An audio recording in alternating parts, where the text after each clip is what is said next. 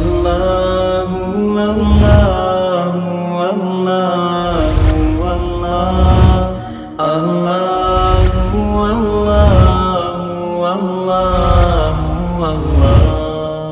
اللہ اللہ۔ بسم اللہ الرحمن الرحیم۔ ہدایت النحو کا چھٹا باب ہے توابع، سبق نمبر 8 میں خوش آمدید۔ گزشتہ سبق کے اندر ہم نے تاکید کے بارے میں مکمل تفصیل پڑھ لی ہے۔ آج کے سبق کے اندر ہم مبدل منہ اور بدل کے بارے میں پڑھیں گے۔ عبارت دیکھ لیں، ترجمہ کرتے ہیں، پھر آخر میں اس کی تشریح کرتے ہیں۔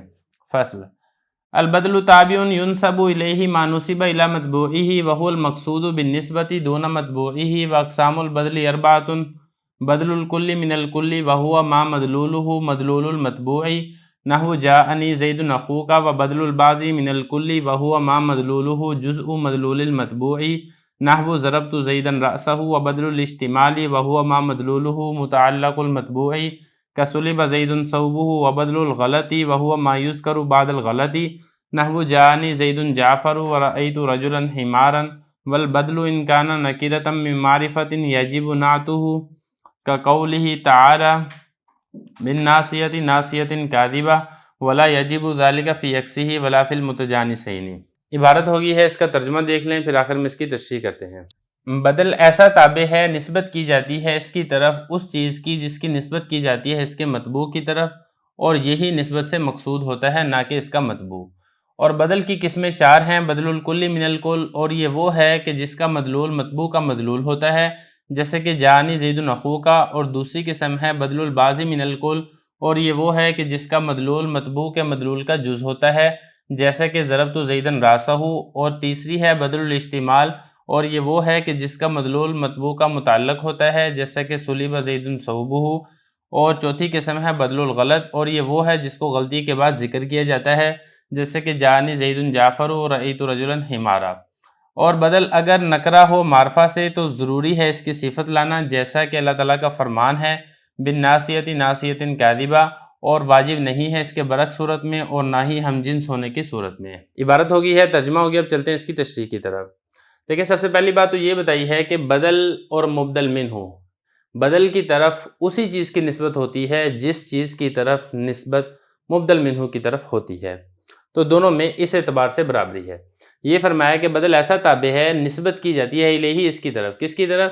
یہ جو ہی ضمیر ہے یہ بدل کی طرف لوٹ رہی ہے، ما اس چیز کی جس کی نسبت کی جاتی ہے مطبوع کی طرف، یعنی جو حکم مطبوع کے اوپر لگ رہا ہے وہی حکم بدل کے اوپر بھی لگتا ہے، اور حکم کے اندر مقصود مبدل منہ نہیں ہوتا بلکہ بدل ہوتا ہے۔ مبدل منہ کا جو ذکر کیا جاتا ہے وہ بطور تمہید کے یا بطور توطیہ کے ذکر کیا جاتا ہے، اصل مقصود مبدل منہ اور بدل میں سے بدل ہوتا ہے۔ یہی فرمایا وَهُوَ الْمَقْصُودُ بِالنِّسْبَةِ، اور یہی نسبت سے مقصود ہوتا ہے۔ یہ جو ہوا ضمیر ہے یہ لوٹ رہی ہے اس بدل کی طرف، دون مطبوعہ، نہ کہ اس کا مطبوع۔ مطبوع سے مراد یہاں پہ مبدل منہ جس سے اس کو بدل بنایا گیا ہے، وہ مقصود بالنسبت نہیں ہوتا بلکہ مقصود بالنسبت یہ بدل ہوتا ہے۔ یہ تو ہو گیا بدل کی تعریف یہاں تک۔ اب اس کے بعد آگے بدل کی 4 قسمیں بیان کی جا رہی ہیں۔ اقسام البدل اربعۃ، اب وہ 4 قسمیں کون کون سی ہیں؟ نمبر 1 یہ ہے بدل الکل من الکل، اور نمبر 2 یہ ہے بدل البعض من الکل، اور نمبر 3 یہ ہے بدل الاشتمال، اور نمبر 4 بدل الغلط۔ یہ 4 قسمیں بدل کی، ایک ایک کر کے ساروں کو بتائیں گے۔ سب سے پہلے نمبر پر بتا رہے ہیں کہ بدل الکل من الکل، یعنی کل کا کل سے بدل ہو، مبدل منہ وہ بھی کل ہو اور بدل وہ بھی کل ہو۔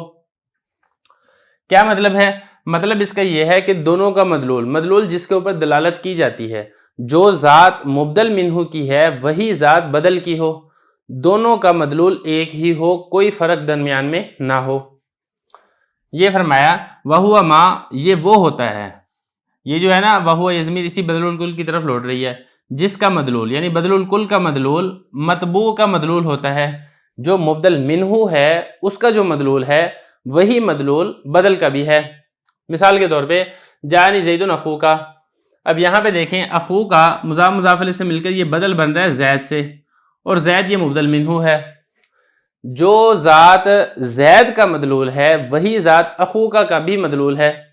اب زید کا جو ذکر ہے وہ بطور ایک تمہید کے ذکر کرنے کا ہے، مقصد تو آپ کا بھائی ہونا بتانا ہے کہ آپ کا بھائی آیا ہے۔ یہاں تک ہوگی پہلی قسم۔ اب آگے ہے بدل البعض من الکل، یعنی کل سے بعض بدل ہو. جو اس کا مبدل منہو ہے وہ تو ہے کل، اور جو اس کا بدل ہے وہ اس کل کا بعض حصہ ہو. مطلب یہ ہے کہ جو مدلول مطبوع یعنی مبدل منہو کا ہے اس کا ایک حصہ بدل ہو. یہی فرمایا وَهُوَ مَا، یہ وہ ہے کہ جس کا مدلول، یہ جو ہو ضمیر ہے یہ اسی بدل الباز کی طرح لوٹ رہی ہے کہ اس کا مدلول مطبوع کے مدلول کا جز ہے. جس پر بدل دلالت کر رہا ہے وہ ایک جز ہے اس چیز کا جس پر مبدل منہو دلالت کر رہا ہے. تو مبدل منہو بنے گا کل اور بدل بنے گا اس کا جز. مثال کے طور پہ ضربت زیدن راسہ. اب یہاں پہ دیکھیں راسہ مضاف مضاف الیہ سے مل کر یہ زید سے بدل بن رہا ہے.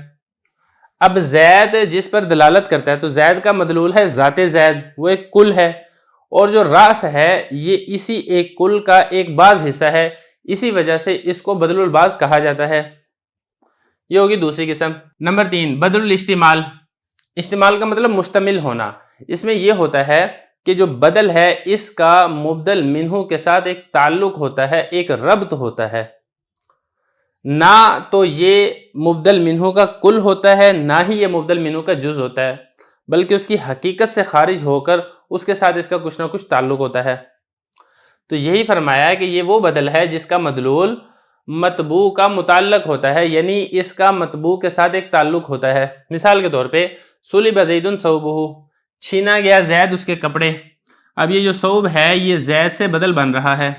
اب اگر اب ثوب کو دیکھتے ہیں تو ثوب نہ تو ذات زید کا کل ہے نہ ہی یہ ذات زید کا بعض ہے، بلکہ ذات زید کی حقیقت سے خارج ہو کر اس کا ایک تعلق ہے زید کے ساتھ.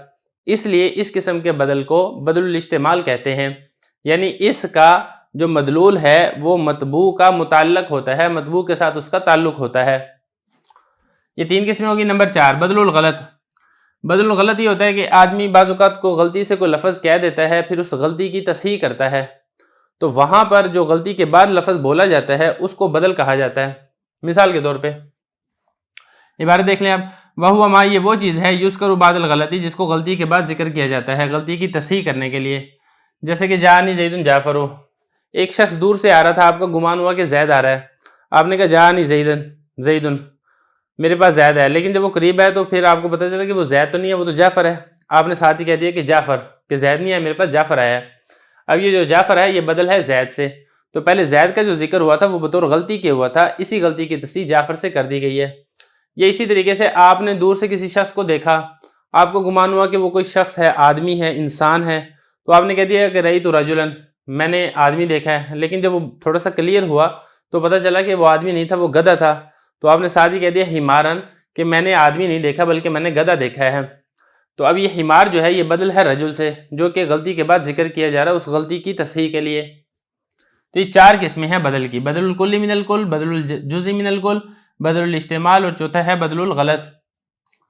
یہاں تک ہو گیا. اس کے بعد بدل کا آخری حکم دیکھ لیں کہ بعض اوقات، اچھا اس میں ایک چیز اور سمجھنے کی ہے، وہ یہ ہے کہ مبدل منہو اور بدل یہ دونوں معرفہ بھی ہو سکتے ہیں.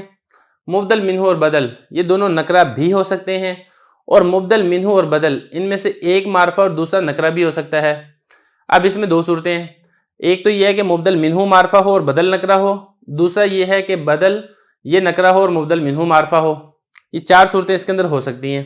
چاروں کی چاروں صورتیں جائز ہیں. لیکن ایک صورت جو ہے نا ان میں، وہ صورت کیا ہے کہ مبدل منہو معرفہ ہو اور بدل نکرہ ہو. اس صورت کے اندر یہ جو بدل ہے اس کی صفت لانا یہ ضروری ہے. وجہ کیا ہے اس کی؟ وجہ اس کی یہ ہے کہ دیکھیں ہم نے اوپر پڑھا تھا کہ مبدل منہو اور بدل کے اندر جو مقصودی بات ہوتی ہے وہ بدل ہوتی ہے، مبدل منہو نہیں ہوتی.